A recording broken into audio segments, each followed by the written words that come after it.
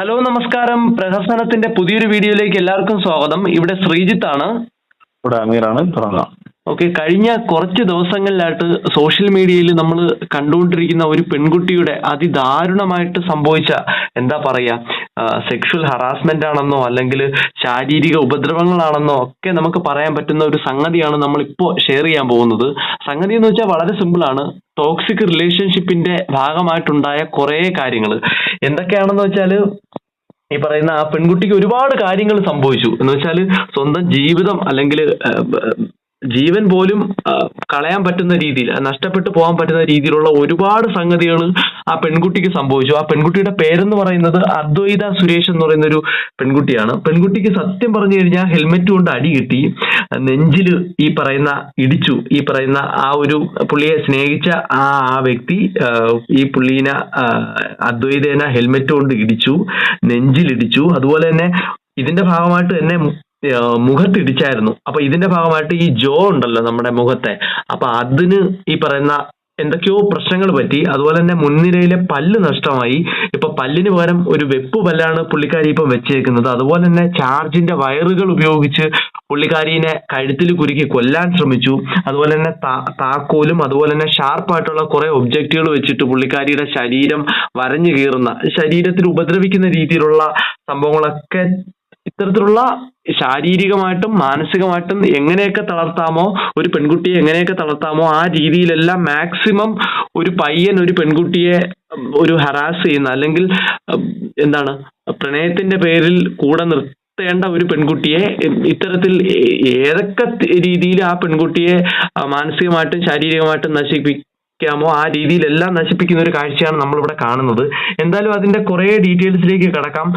ഇപ്പൊ ഏറ്റവും പ്രധാനപ്പെട്ട ഒരു ഇതെന്ന് വെച്ചാൽ ഈ പെൺകുട്ടിയും ഈ ആൺകുട്ടിയും തമ്മിൽ 6 കൊല്ലത്തെ റിലേഷൻഷിപ്പിലായിരുന്നു. അപ്പൊ ഇത്തരത്തിൽ ഭയങ്കര ടോക്സിക് ആയിട്ടുള്ള ഒരു റിലേഷൻഷിപ്പിലായിരുന്നു ഇവർ നിന്നിരുന്നത്. ഇപ്പൊ പെൺകുട്ടി ആ കാര്യങ്ങളെല്ലാം മനസ്സിലാക്കി ആ പയ്യന്റെ ഈ ചെയ്ത കാര്യങ്ങളെല്ലാം പുറത്തു കൊണ്ടുവന്നിരിക്കുകയാണ്. കുറെ ഫോട്ടോസും ഈ പറയുന്ന കുറെ ഓഡിയോയും ഒക്കെ ലീക്ക് ചെയ്തിട്ടുണ്ട്. പുള്ളിക്കാരൻ ഭീഷണിപ്പെടുത്തുന്നതായിട്ടും അതുപോലെ തന്നെ കൃത്യസമയത്ത് ഫോൺ വിളിച്ചില്ലെങ്കിൽ ഏകദേശം ഇപ്പൊ 8 മണി, 8:30, 9, 9:15, 9:45 ഈ ടൈമുകളിലെല്ലാം ഈ പെൺകുട്ടി ആൺകുട്ടീനെ കൃത്യസമയത്ത് വിളിച്ചില്ലെങ്കിൽ കലിപ്പാവുന്ന ഒരു കലിപ്പന്റെ കാന്താരി എന്ന് നമുക്ക് തമാശക്ക് പറയാമെങ്കിലും ഇത് ഇത്തിരി ഭയങ്കര ദാരുണമായിട്ടുള്ള ഒരു സംഭവം. കലിപ്പല്ലല്ലോ, തള്ളക്ക് വിളിയല്ലേ. അതെ അതെ, എന്ന് വെച്ചാല് ഈ പെൺകുട്ടിയുടെ അമ്മേനെ ചേർത്താണ് പുള്ളിക്കാരൻ എന്താ പറയാ ചീത്ത വിളിക്കുന്നത്. അതൊക്കെ ഈ ഓഡിയോയിൽ നമുക്ക് കാണാൻ പറ്റും. എന്തായാലും അത് ഫോണിൽ കൂടെയാണ് തെറി വിളി. നേരിട്ട് കാണുമ്പോഴാണ് ഈ ഉപദ്രവം. നമ്മൾ ഈ പറഞ്ഞ ഇപ്പം ഇത്രയും ഈ ലിസ്റ്റ് ആയിട്ട് പറഞ്ഞ ഉപദ്രവങ്ങളെല്ലാം ഒരു ദിവസം കൊണ്ട് ചെയ്തതല്ല. അതെ, ഓവർ ദ ടൈമാണ്. ഓരോ സമയത്തും ചെയ്യുന്ന ഉപദ്രവങ്ങളെല്ലാം കൂടെ ചേർത്താണ് നമ്മളിപ്പോ പറഞ്ഞത്. അവസാനമാണ് ഹെൽമെറ്റ് കൊണ്ട് തലക്കടിക്കുന്നത്. അതോടുകൂടി അവർക്ക് മതിയായി. ഇനി അങ്ങോട്ട് മുന്നോട്ട് പോകണ്ടെന്ന് തീരുമാനിക്കുന്ന ആ ഒരു ബ്രേക്കിംഗ് പോയിന്റിലാണ്. അതായത് സഹിക്കാവുന്നതിന്റെ അങ്ങ് അറ്റം എത്തിയെന്ന് തോന്നുന്നു. പുള്ളിക്കാരുടെ പ്രൈവറ്റ് പാർട്സിലടക്കം ഉപദ്രവിച്ചതിന്റെ ഫോട്ടോ പുള്ളിക്കാർ ഷെയർ ചെയ്തിട്ടുണ്ട്. നെഞ്ചിലും കഴുത്തിലും എവിടെ ഉപദ്രവിക്കാൻ പറ്റുന്ന എല്ലാ സ്ഥലത്തും താക്കോലും ഉണ്ടോ കയ്യിൽ കിട്ടുന്ന എന്താണ് അത് വെച്ചാണ് ഉപദ്രവിച്ചത്. 6 വർഷമായിട്ടും എന്തായാലും നമുക്ക് ആ വീഡിയോ ഈ പറഞ്ഞ പെൺകുട്ടി ഷെയർ ചെയ്ത ആ ഓഡിയോ നമുക്ക് എന്തായാലും ഒന്ന് കേൾക്കാം അല്ലേ? അതെ. ഇനി എനിക്ക് തരാൻ സൗകര്യപ്പെട്ടു മേടിച്ചിട മോളെ, കേട്ടല്ലോ. നിന്റെ അമ്മ അതിന്റെ അടുത്ത് നീ കാണിക്കുന്ന പരിപാടി നീ ഇങ്ങോട്ട് ഇറക്കണ്ട. തൽക്കാലം ക്ലിയർ അല്ലേ? ക്ലിയർ ആണോ പറയും മോളെ? ആണോ അല്ലയോ? എന്റെ കയ്യിൽ തെറ്റുണ്ടെങ്കിൽ എന്റെ അടുത്ത് തീർക്ക്. മനസ്സിലായോ? ലാസ്റ്റ് തവണ ഞാൻ എന്തോ ചെയ്യുന്ന പറഞ്ഞത് തെറ്റിച്ചു കഴിഞ്ഞ ലിമിറ്റ് ഉണ്ട് തൊട്ടു വീട്ടിലുള്ളവരെ പറയുന്നത്. ഒരു ലിമിറ്റും ഇല്ല നീ പിടിച്ചിട്ട മോളെ, ഒരു ലിമിറ്റും ഇല്ല. അത് കേൾക്കുന്ന എനിക്ക് എങ്ങനെയൊക്കെ തോന്നുന്നുണ്ടെന്ന് മനസ്സിലാക്കാം. അങ്ങനെ കേൾക്കണം എനിക്ക് തോന്നണമെങ്കിൽ ഞാൻ പറഞ്ഞത് എനിക്ക് മനസ്സിലാവണമായിരുന്നു ആദ്യം തൊട്ട്. മനസ്സിലായോ? ചോദിക്കണേ ഇനി നീ ഉത്തരം തരാണ്ട് ഒരു സെക്കൻഡെങ്കിലും നിന്നിട്ടുണ്ടെങ്കിൽ നിന്റെ അമ്മയ്ക്ക് കേൾക്കാൻ പോണത് നീ തെറിയല്ലാട്ടാ. എടി പന്ന പൊലയാടി തേ പിടിച്ച് പേടിച്ചീറ മോളെ. ആ പന്ന വീട്ടിലുള്ളവരെ പറയുന്ന നിന്നോട് ഞാൻ പറഞ്ഞ ഇപ്പൊ ഞാൻ നിനക്കൊരു വാണിംഗ് തന്നോ? ഇപ്പൊ ഞാൻ നിനക്കൊരു വാണിംഗ് തന്നോ? അത്ര സുഖമുള്ള കാര്യമൊന്നും അല്ല ഇത് കേട്ടിട്ട്. ആടി പിടിച്ചിട മോളെ, ആ പടക്കത്തിന്റെ മോള് തന്നെയല്ലേ നീ? 8 മണിക്ക് മെട്ടടിക്കും, 9-ന് 9:15, 9:45 വിളിക്കണം എന്നല്ലേ? അതിലേതെങ്കിലും സമയം ഇതായി കഴിഞ്ഞു കഴിഞ്ഞാ എന്താ എന്നെ ബ്ലോക്ക് ചെയ്തോ? എത്ര ദിവസത്തേക്ക് വിളി? എത്ര ദിവസം ഒന്നുമില്ല, മൊത്തം. ശരി, അടുത്ത് പറ.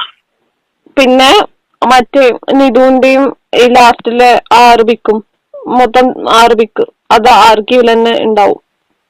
പെർമിഷൻ ഇല്ലാണ്ടൊന്നും ഞാൻ പോസ്റ്റ് ചെയ്യുന്നില്ല, അത് അൺആർക്കീവ് ചെയ്യുന്നില്ല. ചെയ്താ എന്നെ ബ്ലോക്ക് ചെയ്തോ. ഈ കോൾ ഒരെണ്ണമെങ്കിലും മിസ് ചെയ്താൽ ഞാൻ എന്താ ചെയ്യണ്ടേ? അപ്പോഴെന്നെ ബ്ലോക്ക് ചെയ്തു.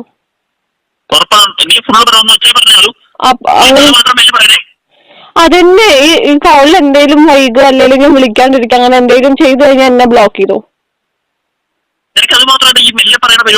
മെല്ലെ പറഞ്ഞതല്ല ലുട്ടു, എന്തിനിങ്ങനെ കാരണം കിട്ടാൻ വേണ്ടി കാത്തിരിക്കുന്ന പോലെ ഉണ്ട്. ഇല്ല ഞാൻ പറഞ്ഞത് ഞാൻ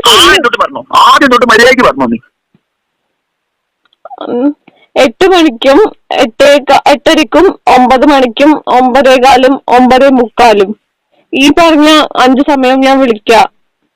എന്നിട്ട് ഇൻ കേസ് വിളിച്ചില്ല അല്ലെങ്കിൽ വൈകി കഴിഞ്ഞ എന്നെ ബ്ലോക്ക് ചെയ്തു.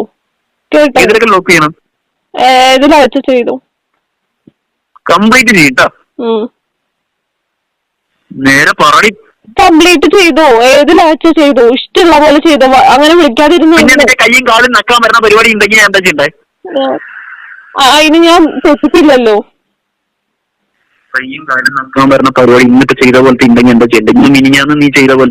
അങ്ങനെ ഒരു സിറ്റുവേഷൻ വരില്ല, കാരണം ഞാൻ വന്നാ എന്നെ ബ്ലോക്ക് ചെയ്തു. പിന്നെ നിധുവിന്റെ 3 പിക്കും ലാസ്റ്റിലെ മറ്റേ ഓണത്തിന്റെ പോലത്തെ സീരീസിന്റെ 3 പിക്കും ഞാൻ എന്താ പറയാ ആർക്കീവ് ഇട്ടിട്ടുണ്ട്. അത് പെർമിഷൻ ഇല്ലാണ്ടൊന്നും അൺആർക്കീവ് ഇല്ല. ചെയ്യില്ല, കണ്ടു കഴിഞ്ഞാൽ ബ്ലോക്ക് ചെയ്തു. പക്ഷെ അതെങ്ങനെ കാണാണ്ട് ലുട്ടു എന്റെ ഫ്രണ്ട് ലിസ്റ്റിലുള്ള തന്നെയല്ലേ. അങ്ങനെയാണെങ്കിൽ എന്നെ ബ്ലോക്ക് ചെയ്തു. ഞാൻ അങ്ങനെ ചെയ്യില്ല. എന്റെ പെർമിഷൻ എന്ന് പറഞ്ഞു കഴിഞ്ഞാൽ വന്നിട്ട് ലൂട്ട് ഞാൻ എന്തായാലും പോസ്റ്റ് ചെയ്യട്ടോ. ശരി എന്നാ ലൂട്ട് വല്ല ഡയലോഗ് ആണെങ്കിൽ തേവിടിച്ചിട്ട് മോളെ ഞാൻ പറയില്ല പറഞ്ഞ എന്റെ ഒന്നും നോക്കണ്ട, എവിടെ വെച്ചാ ബ്ലോക്ക് ചെയ്തു. ഇതില് വല്ല തെറ്റി കേട്ടാ അത് തെറ്റിക്കില്ല ലുട്ടു, തെറ്റിക്കില്ല. നോക്ക് ഇന്ന് ഞാൻ അങ്ങനെ കേട്ടാ വിളിച്ചത്, ഓർത്തോ നീ? 9:45 ഇപ്പോ. എന്ത് വിളിക്കേണ്ട സമയമാണ്. ശരി കുഴപ്പമില്ല, ഇന്ന് ഞാൻ അങ്ങനെ കേട്ടാ വിളിച്ചത്, ഓർത്തോ നീ? എന്തായാലും ഓർമ്മയുണ്ട്. ആ തൊട്ട് ഇനി അങ്ങോട്ടുള്ള ഭക്ഷണങ്ങൾ മൊത്തം എത്ര കാലം ഞാൻ പറയുന്നു അത്രയും കാലം നിന്റെ ഒരു കോളിംഗ് തെറ്റിയാതു ഇല്ല. തെറ്റിയാൽ എന്ത് ചെയ്യാൻ പറ? തെറ്റിയെന്ന് ബ്ലോക്ക് ചെയ്തു. അങ്ങനെ ഉണ്ടാവില്ല. ഞാൻ വർക്കിന്റെ കാര്യത്തിൽ എങ്ങനെയാലും വിളിച്ചോളാം. ബ്ലോക്ക് മാത്രമല്ല കേട്ടോ, നല്ല പച്ചക്കറി അമ്മയ്ക്ക് വിളിക്കും കേട്ടോ. ഓക്കെ ആണെങ്കിൽ ഇപ്പൊ പറഞ്ഞു ആണ്, അങ്ങനെ ഒരു സിറ്റുവേഷൻ ഉണ്ടാവില്ല. പോരെ, ഇത് ഞാൻ അൺബ്ലോക്ക് ചെയ്യാൻ വേണ്ടി നീ കയ്യും കാര്യം പിടിച്ചിപ്പോ ഉണ്ടാക്കുന്ന നിയമമാണെങ്കിൽ അത് അല്ല എന്തെങ്കിലും മിസ്റ്റേക്ക് ഉള്ളതുകൊണ്ടന്നെ അല്ല, എന്റെ ഭാഗത്ത് തെറ്റുള്ളതുകൊണ്ടാന്ന് ഞാൻ പറയുന്നു. അതാ പറഞ്ഞേ, ഇത് ഒന്ന് മിസ്റ്റേക്ക് ഇത് എങ്ങനെയും ഒന്ന് അൺബ്ലോക്ക് ചെയ്യാൻ വേണ്ടിയിട്ടാണ് ഈ കിടന്ന് പറയണമെങ്കിൽ ഇതൊന്നും നിനക്ക് ബാധക അല്ലെങ്കിൽ അല്ല, ഞാൻ വിളിക്കും ഈ പറഞ്ഞ സമയമല്ല എന്താ വെച്ചാ. ഇത്രയും ദാരുണമായിട്ടുള്ളൊരു അവസ്ഥയിലൂടെയാണ് പെൺകുട്ടി കടന്നു പോകുന്നതെന്ന് നമുക്ക് മനസ്സിലായി. എന്തായാലും സത്യം പറഞ്ഞു കഴിഞ്ഞാൽ എന്റെ ജീവിതത്തിൽ ഇങ്ങനെ ഒരു എന്താ പറയാ ഒരു കഥ അല്ലെങ്കിൽ ഈ ഒരു സിറ്റുവേഷൻ എനിക്കത് ചിന്തിക്കാൻ കൂടി വയ്യ. കാര്യം ഒരു പെൺകുട്ടി ഈ 6 കൊല്ലം സഹിച്ചു, അതിനുശേഷം പുറത്തു വന്നു. സത്യം പറഞ്ഞു കഴിഞ്ഞാൽ അദ്വൈതയ്ക്ക് ഭയങ്കര ഒരു വലിയൊരു കൈയടി കൊടുത്തേ പറ്റൂ.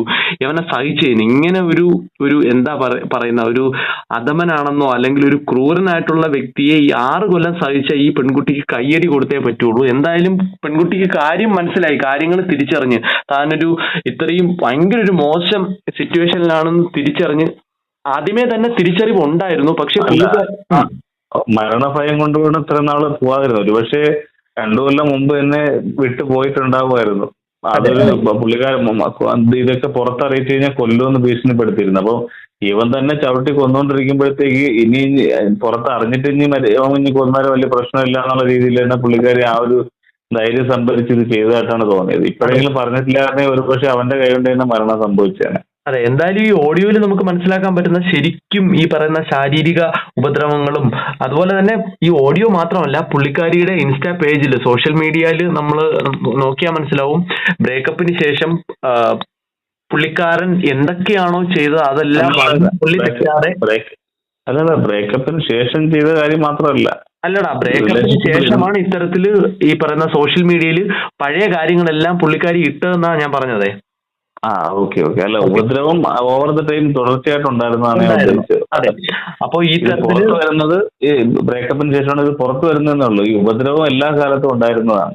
അതെ, അപ്പൊ ഇത്തരത്തില് ബ്രേക്കപ്പിന് ശേഷം ഒരുപാട് പണ്ട് നടന്ന കാര്യങ്ങളെല്ലാം പുള്ളിക്കാരി കുത്തിപ്പൊക്കി കൊണ്ടുവന്നു, ഓഡിയോസ് കൊണ്ടുവന്നു.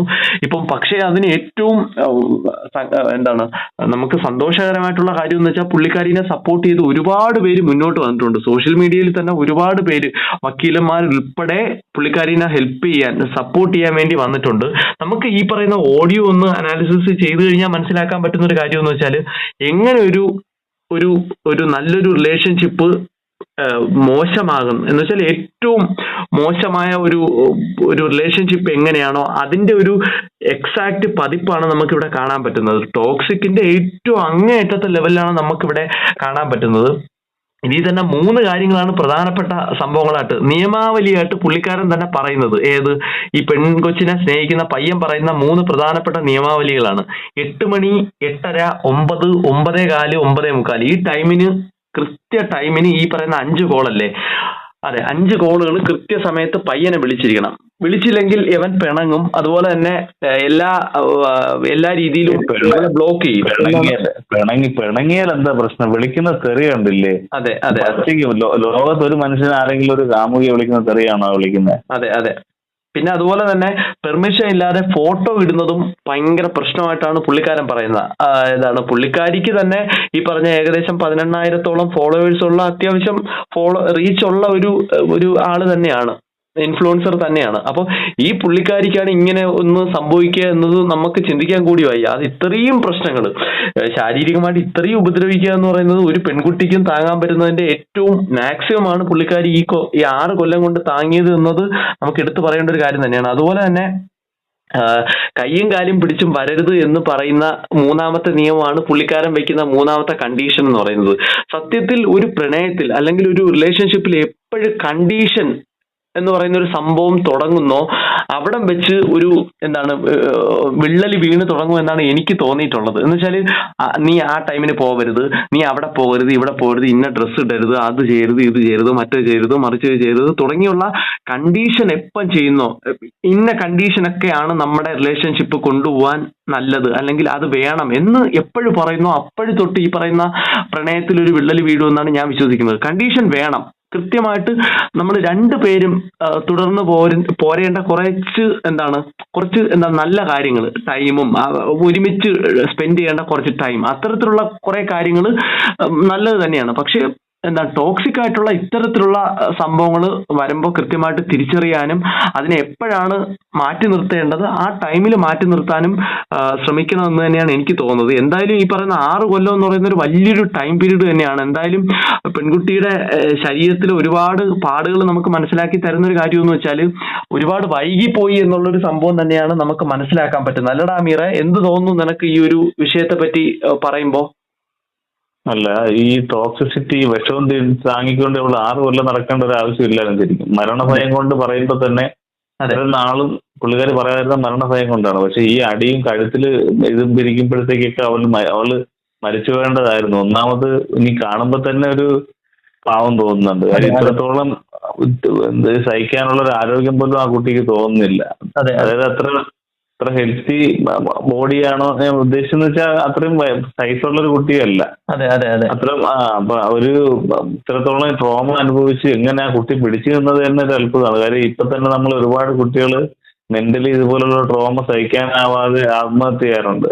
ആ കൂട്ടത്തില് ശരിക്കും ഇത്രയും പിടിച്ചു നിന്നു. ഇപ്പൊ ഇത് പുറത്തു പറയാനുള്ള ധൈര്യം കാണിച്ചു തന്നെ വലിയൊരു കാര്യമാണ്. ഇപ്പൊ പോലും ആ കുട്ടിയുടെ ലൈഫ് സേഫ് ആണോ എന്ന് വെച്ചാൽ എനിക്കറിയില്ല. കാര്യം അവന് ഇതൊക്കെ ഇന്ത്യ കഴിഞ്ഞ് പ്രതികാരം ചെയ്യാൻ വേണ്ടി ഇനി വരുമോന്നും അറിയില്ല. ഇത്രത്തോളം ടോക്സിക്കായി നമുക്ക് കേട്ടാൽ തന്നെ പേടിയാവുന്ന തരത്തിലുള്ള സംസാരമാണ്. ഒരാണും ഒരു പെണ്ണിനോട് സംസാരിക്കാൻ പാടില്ലാത്ത തരത്തിലുള്ള സംസാരമാണ്. റോള് സെറ്റ് ചെയ്യുന്നതും അതുപോലെ നിന്റെ അമ്മയ്ക്ക് ഞാൻ വിളിക്കും, അമ്മയെ തെറി വിളിക്കുമെന്ന് പറഞ്ഞ് ഭീഷണിപ്പെടുത്തുന്നു, ഭീഷണി, മുതലെടുപ്പ്, എന്തൊക്കെയാണ് കാണിക്കുന്നത്. ഇവ ഇനി ഈ പല രീതിയിൽ ഫോട്ടോ, ഇവളുടെ പ്രൈവറ്റ് ഫോട്ടോസ് എന്തെങ്കിലും എടുത്ത് ബ്ലാക്ക് മെയിൽ ചെയ്തിട്ടില്ലെന്ന് ആരുണ്ട്. ഇതുപോലെ ഇവളെ എന്തെങ്കിലും പറഞ്ഞിട്ട് ബ്ലാക്ക് മെയിൽ ചെയ്യാൻ പറ്റുന്നുണ്ടോ അതെല്ലാം പറഞ്ഞ് ബ്ലാക്ക് മെയിൽ ചെയ്യുന്നുണ്ട്, ഉപദ്രവിക്കുന്നുണ്ട്. ഇവന് അവളെ ഉപദ്രവിക്കാനുള്ള ലൈസൻസ് ആരാ കൊടുത്ത്? എന്തൊക്കെ കാണിച്ചു കൂട്ടുന്നത്? പാറക്കല്ലിൽ അടിക്കുന്ന പോലെയല്ല ഒരാളെ അടിക്കുന്നത്. അതെ എടാ, ഒരു കാര്യം കൂടെ ഇത് കാണുന്ന പ്രേക്ഷകരും സത്യത്തിൽ എനിക്കും തോന്നിയൊരു സംശയമാണ്. എന്തുകൊണ്ടായിരിക്കും ഈ പുള്ളിക്കാരി ഇത്രയും നാൾ സഹിച്ചത് എന്നുള്ളൊരു ചോദ്യം വരുമല്ലോ. അപ്പൊ അതിനെ എങ്ങനെയാണ് നിനക്ക് എന്താണ് പറയാൻ പറ്റുന്നത്? എന്തിനാണ് ഇത്രയും നാൾ സഹിച്ചത് എന്നുള്ളൊരു ചോദ്യമാണ് വരുന്നത്. പുള്ളിക്കാരി തന്നെ പറയുന്നത് മരണഭയം കൊണ്ടാണെന്നാണ്. ഒരുപക്ഷെ അത് തന്നെ ആയിരിക്കാം. കാര്യം എന്നെ കൊല്ലും എന്നുള്ള ഭയം കൊണ്ട് ഇത്ര നാൾ തുറന്നു. പക്ഷെ ഒരു ഘട്ടത്തിൽ ഒരു ബ്രേക്കിംഗ് പോയിന്റ് തലയിൽ ഹെൽമെറ്റ് വെച്ച് അടിച്ചപ്പോൾ ചിന്തിച്ച് എന്തായാലും ഇനി മുമ്പോട്ട് പോയാലേ അവൻ തന്നെ എന്നെ കൊല്ലും, പിന്നെ ഇനിയിപ്പോ ഇതെല്ലാം അറിയിച്ചിട്ട് മരിക്കാം എന്നുള്ള രീതിയിൽ പുള്ളിക്കാരി ഒരു ധൈര്യം സംഭരിച്ചു. കാര്യം ഒരാളുടെ തലയ്ക്ക് ഹെൽമെറ്റ് വെച്ച് അടിച്ചാൽ നമുക്കറിയാമല്ലോ, ഒരുപക്ഷെ ആ സ്പോട്ടിൽ തന്നെ മരിച്ചു പോകാൻ സാധ്യതയുണ്ട്. അപ്പൊ അത്രത്തോളം ഉപദ്രവിക്കുന്ന ഒരാളെ താക്കോല് വെച്ച് കുത്തിയാൽ ചിലപ്പോൾ വേദനിക്കും, എന്നാലും മരിച്ചു പോകത്തില്ല. പക്ഷെ ഒരാളെ തലക്കടിക്കുമ്പോൾ പിന്നെ അതൊരു ബ്രേക്കിംഗ് പോയിന്റ് ആണെന്ന് എനിക്ക് തോന്നി. ഇനി അങ്ങോട്ട് മുന്നോട്ട് പോയി എന്തായാലും ഞാൻ മരിക്കും, അപ്പൊ പിന്നെ ഇതെല്ലാം അറിയിച്ചിട്ട് മരിക്കാമെന്ന് പുള്ളിക്കാരി വിചാരിച്ചിട്ടുണ്ടാവുമെന്നാണ് എനിക്ക് തോന്നി. അതെ, ഇതൊരു ഇനി ചോദിക്കാനുള്ളത് എനിക്കൊരു ജനറൽ ക്വസ്റ്റ്യൻ കണക്കാണ് തോന്നുന്നത്. ഒരു ടോക്സിക് ആയിട്ടുള്ള റിലേഷൻഷിപ്പിൽ പെട്ട് കഴിഞ്ഞാൽ നമ്മൾ എങ്ങനെയാണ് ഇന്ന് പുറത്തു വരുന്നത്? അല്ലെങ്കിൽ ഏത് ടൈമാണ് നമുക്ക് മനസ്സിലാക്കാൻ പറ്റുന്നത് ഞാനൊരു ടോക്സിക് ആയിട്ടുള്ള ഒരു റിലേഷൻഷിപ്പിലാണെന്ന്? നിനക്ക് അതിനെപ്പറ്റി എന്താ തോന്നുന്നത്? അത് മനസ്സിലാക്കാൻ ഇതിൽ കൂടുതൽ എക്സാമ്പിൾ വേണ്ടല്ലോ. ഈ നേരത്തെ നീ തന്നെ പറഞ്ഞത് കണ്ടീഷനുകൾ സെറ്റ് ചെയ്ത് വെക്കുന്നത് അതൊരു എക്സാമ്പിൾ ആണ്. അതായത് നമ്മുടെ ലൈഫിൽ നമ്മൾ എന്താണ് ചെയ്യേണ്ടത് എന്നുള്ള കാര്യം മറ്റേ ആളൊരു റൂൾ ഉണ്ടാക്കി വയ്ക്കുന്ന പോലെ അപ്പൊ തന്നെ അതൊരു ടോക്സിക് റിലേഷൻഷിപ്പ് ആയി കഴിഞ്ഞു. അതിന്റെ കൂട്ടത്തിൽ ഉപദ്രവം കൂടെ വന്നു കഴിഞ്ഞാൽ എത്രയും പെട്ടെന്ന് അതിന് എസ്കേപ്പ് ആവുക. അവര് എന്തെങ്കിലും തരത്തിൽ ഉപദ്രവിക്കുന്നു തോന്നുന്നുണ്ടെങ്കിൽ എത്രയും പെട്ടെന്ന് ഫാമിലി അറിയിക്കുക. അല്ലെങ്കിൽ ഇവിടെ നാട്ടിൽ ഒരു വധഭീഷണി ഉണ്ടെങ്കിൽ ഇന്ന ആളിൽ നിന്നൊരു ഉപദ്രവം ഉണ്ടാവുന്ന പേടിക്കുന്ന ഇവിടെ നിയമം, കോടതി, പോലീസും എല്ലാം ഉണ്ടല്ലോ. നിയമപരമായിട്ട് നീങ്ങുക. പോലീസ് ഒക്കെ പിടിക്കുന്നതാകുമ്പോഴത്തേക്ക് ആരും അതിനോടൊന്നും മുതിരാൻ പോകുന്നില്ല. പിന്നെ അത്രത്തോളം സൈക്കോ ആയിട്ടുള്ള ആളുകൾ മാത്രമേ ഉണ്ടാവുള്ളൂ. അതൊക്കെ ഇതൊക്കെ ജെനുവിൻ ആണെന്ന് തോന്നിക്കഴിഞ്ഞാൽ വല്ല കരുതൽ തടങ്കലിലോ എവിടെയെങ്കിലും വെച്ചോളും. കുറച്ചാളാകുമ്പോഴത്തേക്ക് അതിന്റെ കഴപ്പൊക്കെ അങ്ങ് മാറിക്കോളും. ഇങ്ങനെയുള്ളവന്മാരാണ് ഈ ആസിഡ് ഒഴിക്കാനും ഈ പെട്രോൾ ഒഴിച്ച് കത്തിക്കാനൊക്കെ നടക്കുന്നത്. ഇവന്റെ വീഡിയോ കാണുമ്പോൾ തന്നെ അറിയാം ഇവനെ കൊല്ലുമെന്ന് പറഞ്ഞത് വെറുതെ അല്ല. അല്ലെങ്കിൽ ഈ കാര്യങ്ങളൊക്കെ പുറത്ത് പറഞ്ഞു കഴിഞ്ഞാൽ ഇവളെ ഉപദ്രവിക്കും എന്നുള്ള കാര്യത്തിൽ യാതൊരു സംശയമില്ല. കാര്യം ഇതൊന്നും ചെയ്യാതെ അവൾ ആരോടും പറയാതെ തന്നെ ഇത്രത്തോളം ഉപദ്രവിച്ചു. അപ്പൊ ആരോടെങ്കിലും പറഞ്ഞാൽ അവൻ പെട്രോൾ ഒഴിച്ച് കത്തിക്കില്ലെന്ന് ആര് കണ്ടു? അവൾ എന്തായാലും ഇപ്പോഴെങ്കിലും ഇത് പുറത്തറിയിച്ചത് കൊണ്ട് ഇത് ഈ പുറം ലോകം അറിഞ്ഞു. അല്ലെങ്കിൽ എന്റെ ഒരു ഒപ്പീനിയനിൽ ഇതൊരു ഇൻസ്പിറേഷൻ ആയിട്ട് കണ്ട് ഇതുപോലെ ആരെങ്കിലും ഇങ്ങനെ അനുഭവിക്കുന്നുണ്ടെങ്കിൽ അവരെല്ലാവരും പുറത്ത് പറഞ്ഞ ശേഷം ഈ ടോക്സിക് റിലേഷൻഷിപ്പിൽ നിന്ന് എസ്കേപ്പ് ആയി നിങ്ങൾക്ക് നിങ്ങളുടേതായ ഒരു ജീവിതം ജീവിക്കണം എന്ന് എനിക്ക് പറയുന്നത്. ഒരു പാർട്ണർ ഇല്ലെങ്കിലും കുഴപ്പമില്ല. ഇത്രത്തോളം ടോക്സിക് ആയിട്ടുള്ള പാർട്ണറിനെ വെച്ച് നിങ്ങൾ എന്ത് തരം സന്ദേശമാണ് സമൂഹത്തിന് കൊടുക്കുന്നത് എനിക്ക് മനസ്സിലാവുന്നില്ല. ഇങ്ങനെയുള്ള ആൾക്കാരുണ്ടെങ്കിൽ എത്രയും പെട്ടെന്ന് എല്ലാവരും അറിയിച്ച് എവിടെ നിന്ന് രക്ഷപ്പെടാൻ നോക്കുക. അതെ, എന്തായാലും അമീർ പറഞ്ഞ പോലെ തന്നെ എനിക്കും അത് തന്നെയാണ് പറയാനുള്ളത്. നിങ്ങളുടെ ചിറകരിഞ്ഞ് നിങ്ങളുടെ സ്വപ്നങ്ങൾക്ക് വിലങ്ങുതടിയാവുന്ന അല്ലെങ്കിൽ നിങ്ങളെ കൂട്ടിലടയ്ക്കപ്പെടുന്ന ഒരു റിലേഷൻഷിപ്പിൽ നിങ്ങൾ അകപ്പെടാതിരിക്കുക. അങ്ങനെ ഒരു റിലേഷൻഷിപ്പിലാണ് നിങ്ങൾ അകപ്പെട്ടിട്ടുള്ളതെങ്കിൽ, അല്ലെങ്കിൽ ഇത്തരത്തിലുള്ള ടോക്സിക് ആയിട്ടുള്ള ഒരു റിലേഷൻഷിപ്പിലാണ് നിങ്ങൾ അകപ്പെട്ടിട്ടുണ്ടെങ്കിൽ നിങ്ങൾ ഉറപ്പായിട്ട് അതിൽ നിന്ന് പുറത്ത് കടക്കുക. എന്തായാലും നിങ്ങൾക്ക് പുതിയൊരു ലോകം മുന്നിൽ തന്നെ ഉണ്ട്. ഇപ്പം അവരില്ലെങ്കിലും നിങ്ങൾക്ക് ജീവിക്കാൻ പറ്റും. അപ്പോൾ എന്തായാലും ഈ കാര്യങ്ങളൊക്കെ പറഞ്ഞുകൊണ്ട് ഈ വീഡിയോ നമുക്ക് ഇവിടെ വെച്ച് അവസാനിപ്പിക്കാം അല്ലേ? അതെ.